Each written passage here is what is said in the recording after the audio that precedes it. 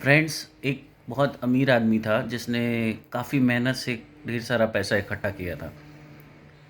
उसके मन में एक इच्छा जागी कि ये पैसा, सारा पैसा मैं मरने के बाद अपने साथ क्यों नहीं ले जा सकता ऊपर। तो उसका उपाय ढूँढने लगा। उसने कई सारे लोगों से ये सवाल किया, बट सबने कहा कि ऐसा पॉसिबल नहीं है। तो वो निराश हो गया। एक बार घूमते-फिरते वो एक फ़कीर के पास पहुँचा और उससे भी उसने वही सवाल किया। तो वो फ़कीर ने कहा कि ठीक है, मैं तुम्हें एक उपाय बताता हूँ जिससे तुम जो है पैसा ऊपर ले जा सकते हो। तो वो आदमी खुश हो गया, उसने बोला कि हाँ बताइए कौन-सा उपाय है, मैं वो करना चाहता हूँ। तो फ़कीर ने उससे एक सवाल किया कि आप मुझे ये बताएँ, क्या आप पैसे को पहन सकते हैं? तो उसने कहा नहीं। तो उसने कहा देखो, आप पैसे से कपड़े खरीदते हैं, उनको पहनते हैं। तो उसने कहा बिल्कुल सही। उसी तरह से अगर आपको भूख लगी तो क्या आप पैसा खा सकते हैं? तो आदमी ने कहा नहीं। तो उसने कहा आप खाना उससे खरीदते हैं और वो खाते हैं, तो क्या? बिल्कुल सही। उसी तरह से आप पैसे के ऊपर सो नहीं सकते, आप उसके लिए बेड खरीदेंगे, उस पे सोएंगे। आदमी ने कहा बिल्कुल ठीक है।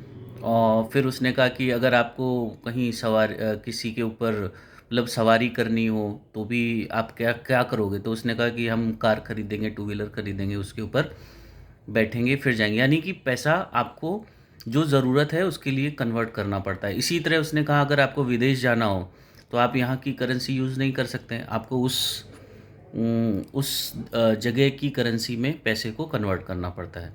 तो आदमी ने कहा हाँ, आप बिल्कुल सही कह रहे हैं, लेकिन मेरा सवाल ये है कि मैं अपना पैसा किस तरह से ऊपर ले जा सकता हूँ, वो आप मुझे बताइए।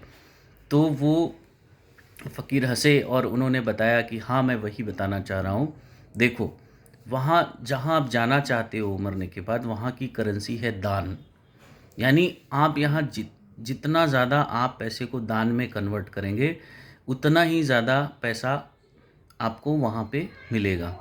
उस चीज़ को वो आदमी अच्छी तरह से समझ गया और उसने उनको प्रणाम करके उस दिन से अपने नेचर को चेंज किया और दान में जुट गया। Thank you.